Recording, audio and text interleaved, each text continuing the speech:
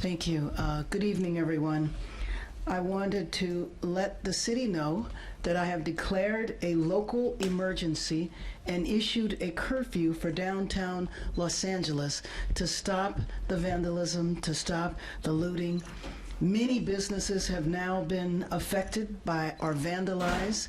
Last night, there were 23 businesses that were looted, and I think that if you drive through downtown LA, the graffiti is everywhere and has caused significant damages to businesses and a number of properties. So my message to you is, if you do not live or work in downtown LA, avoid the area. Law enforcement will arrest individuals who break the curfew, and you will be prosecuted. Hundreds of officers from police and sheriff departments from across the region and state are working alongside LAPD through a unified command structure. The curfew will be in place tonight from 8 p.m. until 6 a.m. I want to thank the governor for his partnership, and especially thank our state and local leaders and deputies, officers and deputies who are working tirelessly. So curfew guidance, again, it will begin at 8 p.m. tonight and go until 6 a.m. tomorrow. I will consult with elected leaders and law enforcement officials tomorrow on the continuation of the curfew, but we certainly expect for it to last for several days. The curfew area will be between the 5 freeway and to the 110 and the 10 freeway to where the 110 freeway and 5 freeway merge. You look at the map and you can see that the city of Los Angeles is a massive area, 502 square miles. The area of downtown where the curfew will take place is 1 square mile. I think it is important to point this out, not to minimize the vandalism and violence that has taken place there. It has been significant, but it is extremely important to know that what is happening in this 1 square mile is not affecting the city. Some of the imagery of the protests and the violence gives the appearance as though this is a citywide crisis, and it is not. So everyone must abide by this curfew. Limited exceptions will apply for residents, people traveling to and from work, and credentialed media representatives. With that, I would like to turn it over to Chief Jim McDonnell. Thank you, Mayor Bass, and good afternoon, everyone. As the mayor stated, a curfew for the impacted area shown here will go into effect tonight. And I want to be absolutely clear that if you're within that designated curfew zone between the hours of 8 p.m. and 6 a.m. And are not exempt under the order, you're going to be subject to arrest. The curfew boundaries are as follows: from the 5 freeway to the 110 freeway, and from the 10 freeway to the point where the 110 and the 5 merge.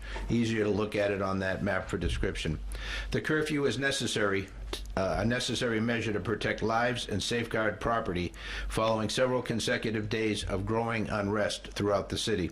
Since Saturday, we've seen a concerning escalation in unlawful and dangerous behavior. On Saturday, LAPD officers made 27 arrests. On Sunday, that number rose to 40. By Monday, arrests totaled 114, and today alone, we've made 197 arrests. The recent days, it's been as a part of a unified command with our partner agencies who've responded through mutual aid compact and been very, very helpful to us, and we're very thankful for that participation. Of those I mentioned for today, 130 were arrested near Commercial and Alameda. An additional 67 were taken into custody after unlawfully occupying the 101 freeway near Commercial Street. Our CHP partners were instrumental in that. So again, let me be clear that this behavior, blocking freeways, city streets, and on-ramps, refusing to comply with lawful dispersal orders, and interfering with public safety operations is dangerous, unlawful, and won't be tolerated.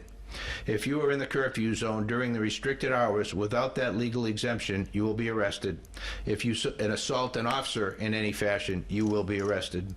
We're operating under a unified command with our partners at the Los Angeles City Fire Department, the Los Angeles County Sheriff's Department, the California Highway Patrol. We're fully coordinated, and our shared mission is clear: to restore peace and ensure the safety of everyone in our city. We previously mobilized part of our department at LAPD while keeping our ability to be able to provide the services that our community deserves going. We're going to be adding to that deployment with additional internal LAPD resources in the days ahead. The curfew does not apply to residents within the designated area, individuals experiencing homelessness, credentialed media, or public safety and emergency personnel. To be clear again, that's not about silencing voices or suppressing lawful protest. When that expression crosses into unlawful conduct, when lives are put at risk, and when our city's safety is compromised, we must act, and we will act. We urge all Angelenos to cooperate with these public safety measures. Our shared goal is to protect our communities and return to a state of calm and safety for everyone. Thank you. Mayor. Let me introduce now the councilwoman who represents the majority of the district, Councilwoman Isabel Harato. Thank you, Mayor. I'm here today not just as a council member who represents downtown LA, but as its advocate who deeply loves and believes in this community. The history of Los Angeles began right here in downtown, where 200 years later, the grouping of historic neighborhoods remains the beating heart of our city, a place with rich culture and deep community. Downtown LA is a place where workers clock in before sunrise and small business owners know their customers by name, where neighbors greet each other on the sidewalk, and where generations of families have built lives, shared stories, made memories together side by side. It's one of the most vibrant and resilient and hopeful parts of our city, but too often downtown LA is treated like a backdrop for major events, not the living, breathing community it is. And right now, it's hurting. I am deeply proud that downtown has always been the place where Angelenos from all over the city gather to peacefully protest. I support the right to demonstrate, and the mayor and I know that right is sacred, and at times it's necessary, but we must also face what's happening right now. When these peaceful rallies end and the protesters head home, another element moves in: opportunists who come in under the cover of a peaceful protest to ravage and destroy. They are ruining local small businesses, smashing storefronts, and threatening the safety of the very community that has always welcomed people from across the city and globe. This isn't just broken glass or stolen goods, it's someone's livelihood, someone's safe space, someone's home that's been violated. And it's happening in a neighborhood where working class families are just trying to live. Our street vendors, our garment workers, many of whom are immigrants, continue to watch their communities be torn apart. And that's why I'm thankful the mayor for leveraging this tool, enacting a curfew to begin tonight. This has been something that many of my constituents in downtown have been calling for what they're facing. This curfew is not about silencing protests. It's about protecting people and ensuring that the local residents, small businesses, our families, our elders, and our workers are not left vulnerable to those who come only to destroy. What happens in downtown reverberates all throughout LA, and when we protect downtown, we protect our city. And we're investing in its future, and we invest in our shared future. So to my colleagues and to our residents and everyone watching, downtown LA is not just a center for the First Amendment expression, it's a community. It's a home, and the people in its deserve our protection and care. That path ahead may be uncertain, but our responsibility to protect and uplift this neighborhood is not. I want to close this message from my constituents so that you hear them loud and clear. Downtown LA is home. Please keep it safe, and let's keep each other safe. Thank you, Los Angeles. Thank you very much, Councilwoman. I'd now like to introduce Nella McCosker, who is the CEO of the Central City Association. We were having conversations this morning about a couple of things. One, the ongoing problem with violence, but also the need, when all of this subsides, is to repair and restore downtown Los Angeles, especially the businesses and properties that have been hit with graffiti. Nella McCosker. Thank you, Mayor. Thank you, Chief. Thank you, Council Member. The swift action today to take a look at and examine how this curfew could be put in place is a good example of the leadership we see and continue to need for downtown. CCA, or Central City Association, represents businesses, institutions, nonprofits, the fabric of downtown Los Angeles that also represents the wider city. And it is the case that downtown is a neighborhood. It is the case that downtown is where immigrant-owned businesses try to operate and thrive. And so we can differentiate between downtown being a place to gather, to have your voice be heard, to peacefully protest, and the actions that we've seen each evening since this occurred in the last few days. So thank you for applying this tool. There are others certainly that we could look at as well, but hopefully Angelenos rally together in support of this really important section of our city because of the symbol and of the benefits it provides to everyone across Los Angeles. Thank you. I'd like to open up for questions, but before I acknowledge Dr. Earl Suthers, who is the president of the Los Angeles Police Commission. Let me just say also that we did not hear about any raids that took place today. The problem is that we don't know how long these raids are going to go on. If they're going to go on for 30 days, that's what the rumor is. And if we want to see our city peaceful again, I will call upon the administration one more time to end the raids. With that, let's open it up for questions. I have a question for Mayor Bass and for Councilmember Jurado. For the mayor, what changed today that made you think that the curfew was now necessary? Last night was definitely not the first night where graffiti and vandalism and some violence were happening in the city, so why did you decide now that it was time for the curfew? And for Councilmember Jurado, after you called certain elements opportunists, ravaging and destroying the community, one of your staffers was arrested downtown, and now there's a curfew in your district, and I was wondering if you could speak a little bit to that and how you're feeling about the situation with one of your staffers. Let me just say that a curfew has been in consideration for several days, but clearly after the violence that took place last night, 23 businesses looted, and just the extensive, widespread nature of the vandalism, we reached a tipping point and declared a state of emergency and called for the curfew. Oh, I'm sorry. Thank you for that question. Yes, I'm aware of what's happened to my staff member. They're on unpaid leave right now. I hold my staff to the highest standards while I wait to see due process, and so we'll see the outcome of that. But I see that as separate and apart from a reaction to what our constituents want in the city and how this type of opportunism has escalated between yesterday and the day before.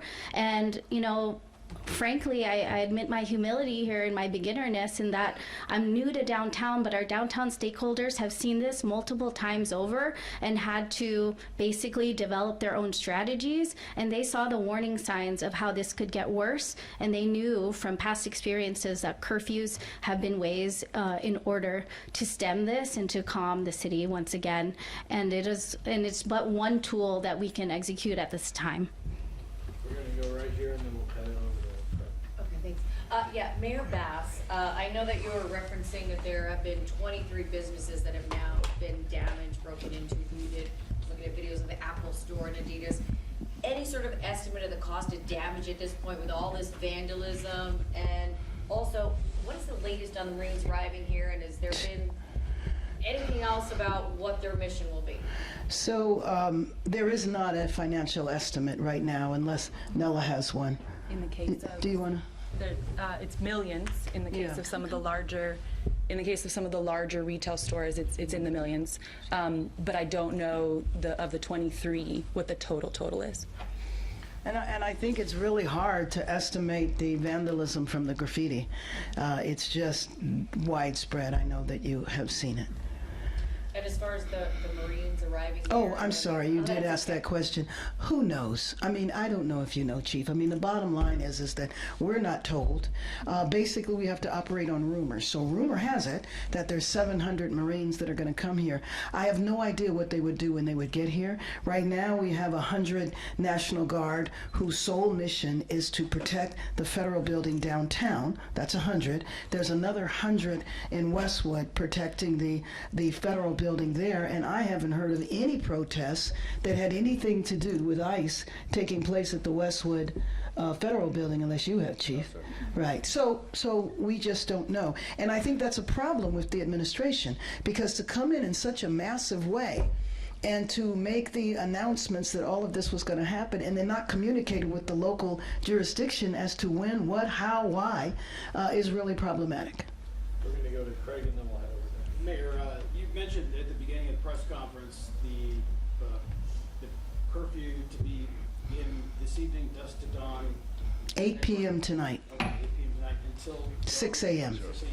Last time we had a curfew like that was under Mayor Bradley. I think it was 3 days. Are you taking this day by day at this point? That's one question. Then as a second one, when do you plan on reaching out to Donald Trump, President Trump? You said you want to talk with him, that you will reach out. Actually, I started that reach out today, so we will see what happens. I will keep you posted. Can you update us on the parameters of the curfew area? Just want to make sure people heard that. Who didn't. Yes, and it's the map that is right there. So it basically is all of downtown Los Angeles. But, you know, in LA, we identify by our freeways. So all of the freeway numbers are there, 110, the 5, the 10. This is the area where the protests have been focused. Yes, and actually that's a broader area that the protests have been focused. You know that the protests have been limited to about 5 streets in downtown Los Angeles, and again, that's why it's so important to let the people know this is not all of Los Angeles. If you put downtown Los Angeles in the context of the overall city map, you see how big it is. 1 square mile compared to 503 square miles. Mayor, in terms of what the federal authorities are doing, I know you're saying they're not telling you when they're going to be doing these various raids. Are you getting anywhere in terms of cooperation of notifying your police agencies in advance so they can make some plans to deploy, if necessary, to some of the local communities? No, we're not. No, we're not. And we also don't know, again, about the ICE raids. And that's why I think, you know, I would appeal to the president to stop the ICE raids so that we can have stability in our city. I think about the families who are afraid to go to work and go to school. I was talking to a friend today who, in her local grocery store, the shelves were empty. A lot of the shelves were empty because people aren't coming to work to stock the shelves. We have to look at the contribution that the immigrant population makes to our local economy. And you know that there are some industries that are the majority are immigrant labor. And so when you frighten immigrants and they don't want to come to work, you are hitting at the heart of our local economy. The nannies that can't show up, the gardeners that can't show up. That impacts households in a way that I don't think people often realize the extent. Any other questions? Roy? Yeah, Mayor Bass, I don't know if you heard earlier, the president referred to that it would look similar to how it did back in January with the LA wildfires if you didn't have federal law enforcement here. When you look at it for yourself as the leader of the city and Chief McDonnell as well, what are some of the difficulties when it comes to planning, not having unison with yourself, the state, and the federal? And so I think I missed the first part of it. He said the reason why the wildfires were handled was because there were federal police. No, he said it would look similar to how it did during the wildfires here and the aftermath if they didn't have the federal law enforcement here. Yeah, I don't know, Chief. Maybe you want to respond to that. I don't think that question, and sometimes what the president says, it's difficult to kind of understand. What I will tell you, though, is that after the wildfires, you know, were out, the president made sure we had ample resources with the Army Corps of Engineers, and it was a significant contributing factor to us having the fastest recovery of any location in comparison to where other wildfires have taken taken place. It contributed to the fact that in the Palisades now, we have over 2,700 lots that are cleared where people can be rebuilding now. I was at a property a couple of weeks ago where the frame of the house is already up. This, to me, is drastically different. That was in complete cooperation and coordination with the federal government.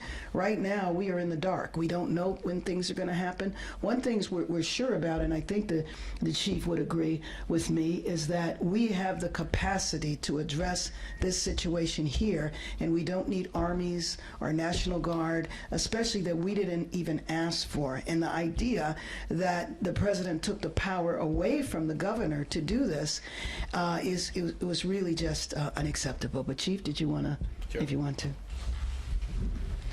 Thank you. To that issue, we have a protocol in place that we use, and when we are dealing with something like this where it takes some resources away from our regular patrol duties and ability to provide the service we do, we mobilize the department, and so that brings in people from vacation and our days off and allows us to use them. We've mobilized the Office of Operations, the biggest part of the department, and our motor officers.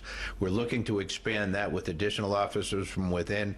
We requested through the Sheriff Mutual Aid, which then is coordinated by the Office of Emergency Management in the state, OES, I'm sorry, Emergency Services, with the sheriff, and they bring in then surrounding communities and in this case counties to be able to help supplement our resources to deal with the issues at hand.